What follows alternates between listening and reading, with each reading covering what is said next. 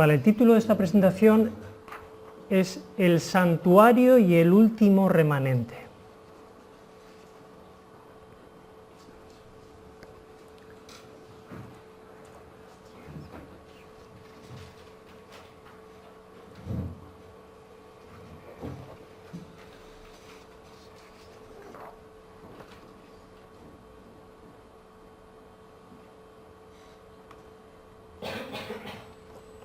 Vosotros sabéis que esta semana se ha celebrado los 500 años de la Reforma, concretamente el 31 de octubre. Ha habido grandes acontecimientos y celebraciones, sorprendentemente, sobre todo entre la Iglesia católica y luterana, tratando de hermanarse y dando la impresión de que en realidad la Reforma ya no tiene sentido, ya ha llegado a su fin. De hecho, se han hecho algunas alusiones al hecho de que se ha acabado la Reforma protestante. Esto es un plan que se ha preparado desde siglos atrás. Y vamos a verlo. No sé si sabíais también que el Papa dijo en cierta ocasión que el protestantismo es la raíz de todos los males. Claro, quien lo dice es un jesuita. Y los jesuitas forman parte de un plan establecido para hacer una contrarreforma, tirar abajo todo lo que se consiguió a lo largo de los siglos. Y vamos a ver todo esto a la luz del santuario. Y vais a ver que hay, en mi opinión, hay lecciones muy interesantes que tenemos que aprender del santuario y de la Reforma. Los que estáis estudiando la Biblia, me imagino que ya conoceréis algo de lo que es la doctrina del santuario. En esa imagen, en el santuario, se da todo lo que es el Evangelio de forma sintetizada. Y vamos a verlo, cómo está en este santuario el plan de la salvación. En el altar de los sacrificios está simbolizado el sacrificio de Cristo, ¿verdad? Después tenemos el lavacro, que simboliza la conversión, el lavamiento de los pecados, y fijaros el proceso que sigue esto, ¿eh? Y el bautismo como símbolo de la conversión. Tenemos también el candelabro, que representa al Espíritu Santo, y tenemos también la mesa de los panes, que representa a la palabra de Dios. Y luego tenemos el altar del incienso, donde está representando ahí la intercesión de un mediador y las oraciones que se hacen en ese altar. Y por último tenemos el arca del testimonio con la ley de Dios. En esta imagen tenemos todo lo que es la doctrina, todo lo que es el plan de la salvación está aquí. Si hubiera que a una persona expresarle en una sola imagen todo el Evangelio, posiblemente esta sería la mejor. Está todo sintetizado y simbolizado. Pero hay algo más, y esto para los que han estado durante años estudiando la doctrina del santuario. No sé si os habéis dado cuenta que, de la misma forma que todos estos símbolos representan un evangelio y un mensaje, cada uno de estos símbolos representa nuestro carácter, o cómo tenemos que nosotros, como creyentes, desarrollar un carácter a partir de estos símbolos. Y me voy a explicar. En el primero, que nos habla de que Cristo es sacrificio, la palabra de Dios en el libro de Romanos dice que nosotros tenemos que presentar nuestros cuerpos en sacrificio vivo. El bautismo significa la regeneración que tiene que haber en mi vida, la conversión que tiene que ocurrir en mi vida, que tiene que ocurrir dirigida por el Espíritu Santo en el candelabro, ese símbolo, significa que yo tengo que recibir una medida del Espíritu Santo para vivir mi vida cristiana. Con esa medida de Espíritu Santo del candelabro, yo puedo estudiar la palabra de Dios que está en la mesa de los panes. Cuando yo estoy en este proceso, yo mismo me convierto en sacerdote de aquellos que no conocen a Cristo. Fijaros qué interesante, Cristo es el sacerdote, yo también soy el sacerdote. Y por último, el arca de la alianza, que es la ley, representa el carácter de Cristo, como hemos hablado esta mañana. Yo tengo también que desarrollar el carácter de Cristo. Así que en el santuario tenemos dos cosas básicamente, que es una doctrina, un mensaje de salvación, pero tenemos también un modelo de lo que debe ser nuestro carácter. Nuestro carácter, así es. ¿Cuál es el problema? El problema es que el enemigo va a tratar de engañar a todo ser humano de dos formas, básicamente. Una es por medio del pecado y otra es por medio del engaño espiritual. El pecado está para los carnales, para la gente común, pero la gente espiritual es engañada de forma espiritual y el enemigo trató de elaborar un mecanismo de engaño que tirara abajo por completo todo esto que estáis viendo ahora mismo. Todo este plan de Dios, el enemigo lo diseñó para destruirlo por completo. Y este santuario, este concepto que estamos hablando es tan importante que el mismo salmista dijo, entrado en el santuario comprendí. Porque cuando yo estudio el santuario, yo comprendo el plan de la salvación y comprendo lo que Dios me pide a mí como persona, porque no estamos hablando de ideas, ni de doctrinas, sino de una forma de vivir. Ahora bien, el enemigo diseñó un santuario católico. En vez de Cristo ser el sacrificio y representar la justicia por la fe,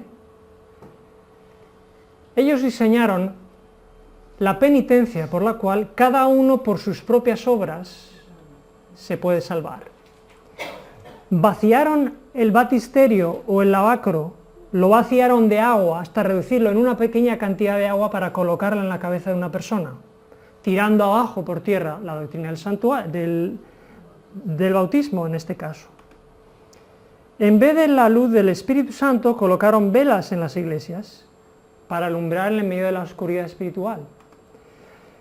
La palabra de Dios fue destruida y quemada durante un tiempo porque el enemigo trató de, dejando a un lado la palabra de Dios, que la gente no conociera la verdad, con lo cual hubo una persecución de la palabra de Dios para dejar en tinieblas a los seres humanos. En vez de nuestro intercesor Jesucristo, ellos colocaron otro intercesor, papa, obispos, curas, pero nada que representara a Cristo. Y por último, aquella ley sagrada que representa el carácter de Dios fue falsificada, fue modificada, de tal forma que dejó de ser referencia moral y, de hecho, fue colocada a un nivel inferior que la tradición. Porque para este pensamiento, la tradición está por encima de la ley. Así que tenemos la falsificación perfecta del plan de Dios para dar a conocer su mensaje. Ahora bien, esto es lo que dijo más o menos Daniel 8:11 en otro contexto, pero las palabras no sirven. El lugar de su santuario fue echado por tierra. Este sistema romano católico tiró abajo el sistema o la creencia, la doctrina del santuario. Pero Dios tenía un plan. El plan de Dios era reedificad la casa y pondré en ella mi voluntad. Igual que literalmente el pueblo de Israel tuvo que reedificar la casa, Dios tuvo que reedificar toda la doctrina del santuario y escogió una serie de hombres que fueron los reformadores, que a lo largo de siglos tuvieron que reformar y restablecer esta doctrina. Ellos mismos no sabían de qué forma Dios los estaba utilizando, y yo os voy a mostrar qué cosa más interesante, cómo Dios a lo largo de los siglos va a restablecer esta doctrina. Observar bien, Juan Wycliffe, siglo XIV, por cierto, el primer reformador, al que se le llamó el lucero de la mañana, de la Reforma, el lucero de la Reforma. Este hombre, antes aún que Lutero,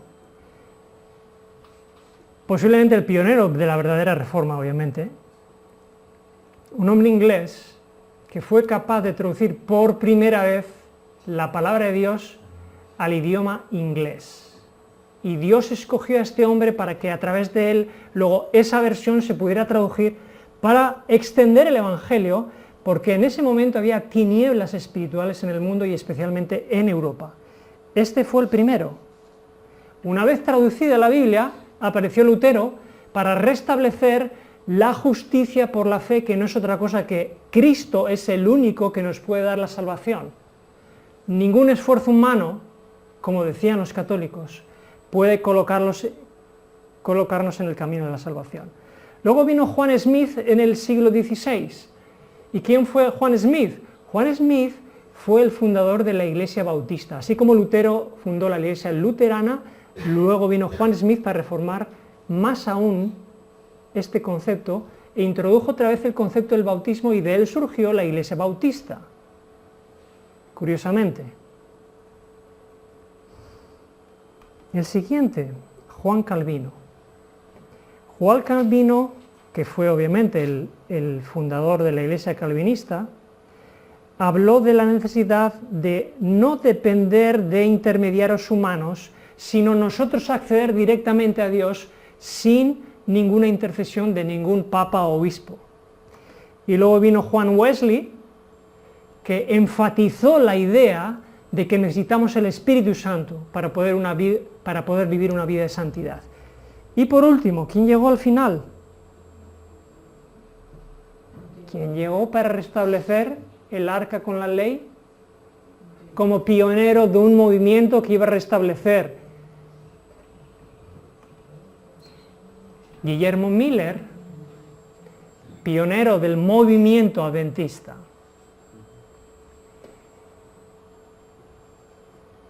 Que a partir de la profecía de los 2300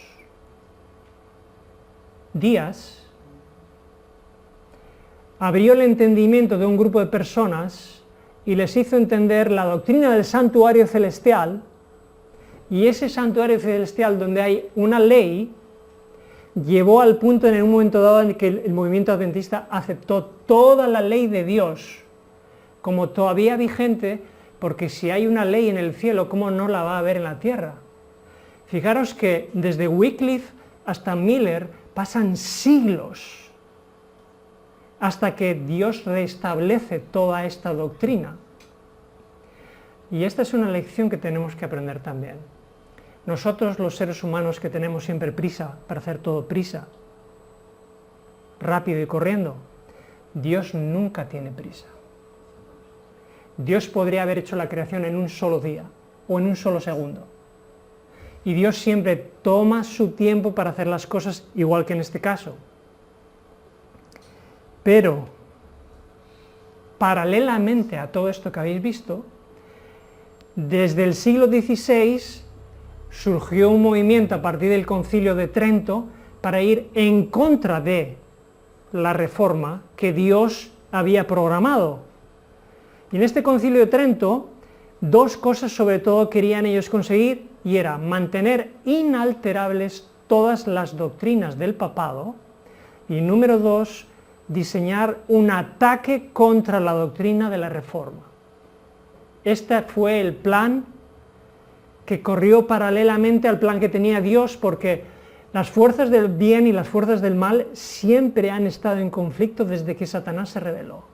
Y eso se ha trasladado a la tierra, y siguen en conflicto hasta el día de hoy, aunque se nos haga creer que las cosas van bien o aparentemente vayan bien, no van tan bien. Y fijaros bien, la cita dice, Roma nunca cambia. Quien cambiará será el protestantismo. Roma nunca cambia. Si Roma ahora se está uniendo virtualmente a la Iglesia luterana y Roma está creando un movimiento ecuménico para que todas las iglesias sean amigas y todos se lleven bien, es porque los protestantes han cedido, porque Roma nunca cambia. Y si Roma nunca cambia, os pregunto, aquella persecución que hubo en la Edad Media contra los fieles, contra la palabra de Dios, si Roma nunca cambia, ¿creéis que puede volver a ocurrir? Cuando tenga el poder, otra vez. Cuando tenga el poder, exactamente. Si no ocurre es porque todavía no tiene el poder, este es el problema. Y ellos están creando un santuario ecuménico, porque el primer modelo que crearon fue muy impopular.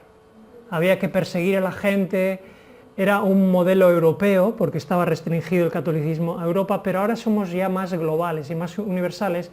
Hay que crear otra falsificación nueva del santuario. Entonces, todas las religiones valen, todas son aceptables. No hace falta Cristo como el único en el que uno puede ser salvo. Entonces, tenemos que aceptar a todas las religiones igual. Como tenemos que aceptar a todas las religiones igual, todos los rituales de iniciación valen, como se ha dicho ya. Vale el ritual de iniciación de un hindú, de un budista, de un masón, de cualquiera. Porque como todos somos, digamos, parte de una familia espiritual, según el movimiento ecuménico, todo ritual vale, ya no vale. El bautismo es lo de menos para ellos, porque ya no hay una exclusividad del cristianismo. Y el símbolo en este movimiento ecuménico de la nueva era es luciferino. Y Lucifer está representado en la llama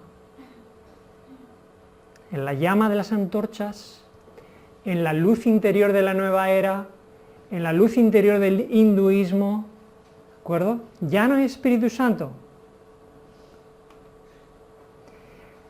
Como eso de quemar Biblias era muy impopular, ahora hay que falsificarlas.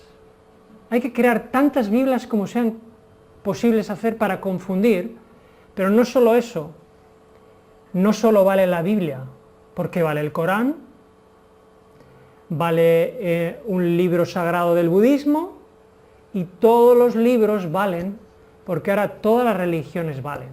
Esa es un poco la idea. Ya no nos hace falta intermediario y ahora vamos a introducir una doctrina todavía más atractiva. Y es que como nosotros en nuestro interior tenemos la divinidad, ¿para qué nos hace falta un intermediario? Si somos dioses. Porque el concepto de la nueva era es precisamente buscar lo divino dentro de nosotros, y en la medida que encontramos lo divino nos encontramos con Dios dentro de nosotros, no hace falta intercesor. Y por último, la palabra de Dios hay que enterrarla, pero concretamente la ley de Dios. La ley de Dios, que es el único valor absoluto que nos puede decir, como se mencionaba antes, qué es lo correcto y qué es no correcto, está siendo tirada por tierra desde todos los aspectos, desde todos los frentes de la sociedad. Si seguís un poco lo que está ocurriendo en los Estados Unidos, la ley de Dios se ha quitado de colegios, ayuntamientos y de todas las instituciones públicas, porque no quieren ley de Dios. No quieren ni que se exponga en ningún lugar, porque la ley de Dios nos indica lo que es correcto y lo que no es correcto. Hay una guerra abierta contra la ley de Dios a todos los niveles. Este es el modelo ecuménico. Este es el modelo ecuménico que está obviamente en completa oposición al modelo que antes os he enseñado, que es el de arriba, el bíblico. ¿Os dais cuenta cuán sutil es el engaño? ¿De qué forma la gente está siendo llevada a adorar a Lucifer a través de una forma de adoración que en realidad está imitando al santuario verdadero?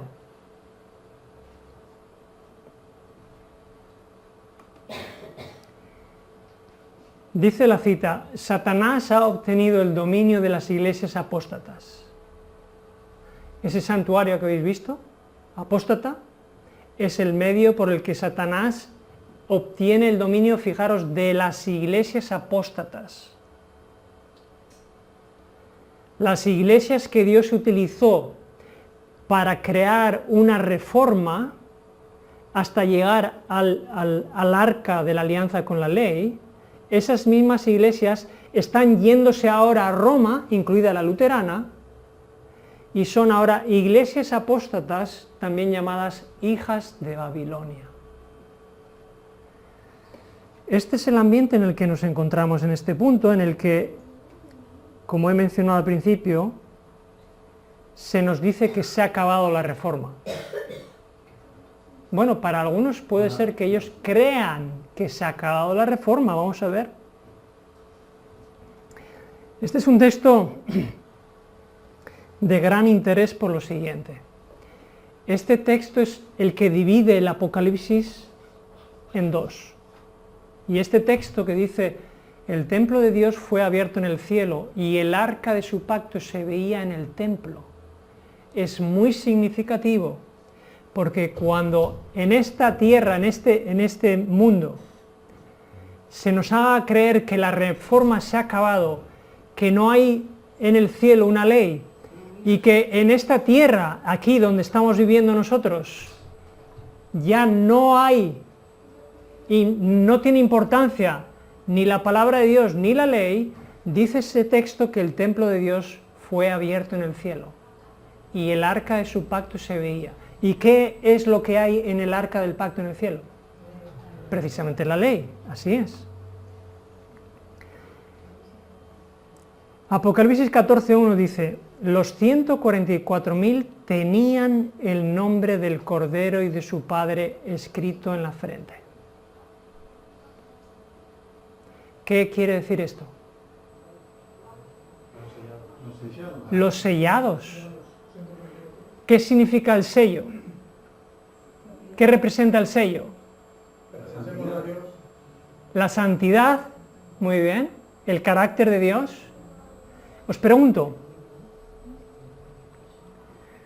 y voy a lanzaros 2 o 3 preguntas, pero antes quiero también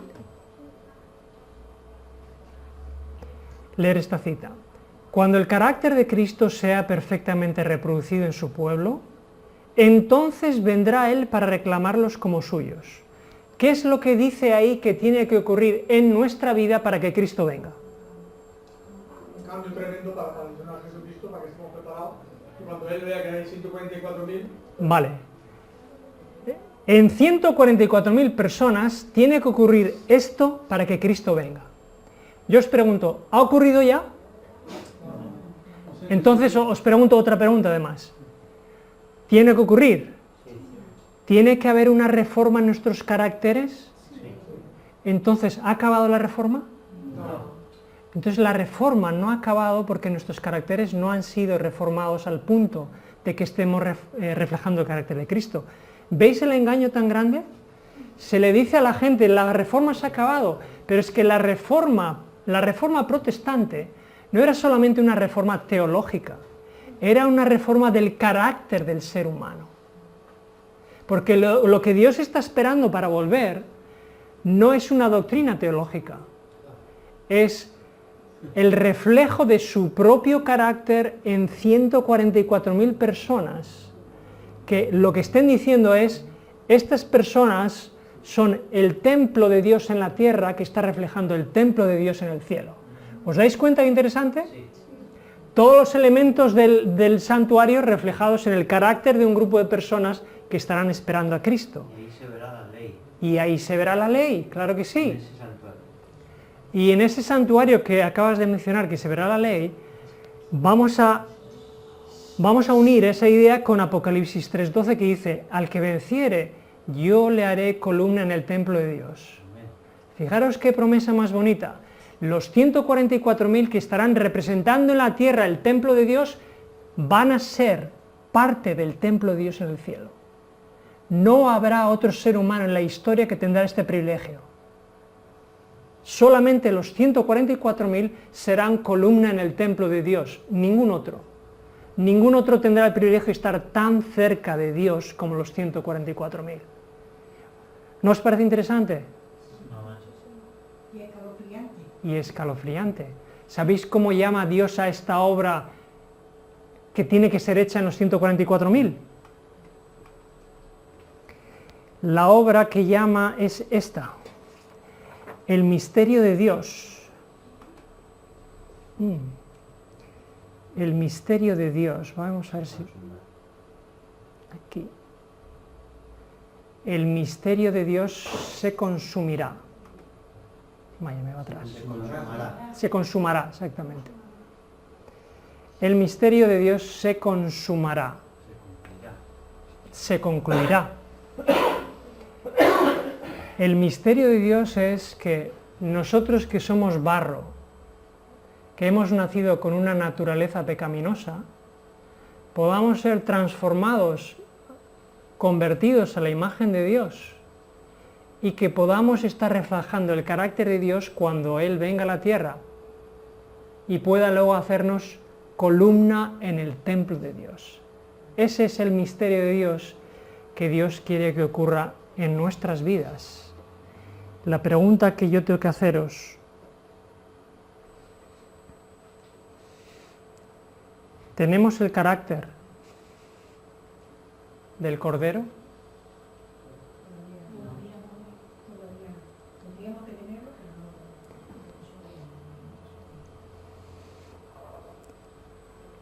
¿Cuántas cosas son necesarias que ocurran para que Dios transforme nuestros caracteres en el carácter del Cordero y en el carácter del Padre?